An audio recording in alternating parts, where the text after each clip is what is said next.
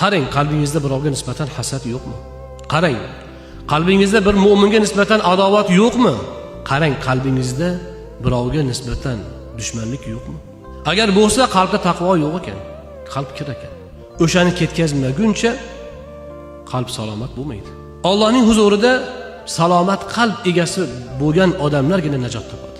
Shuning uchun taqvo avvalo qalbda bo'ladi. Qalbda riyo yo'qmikin?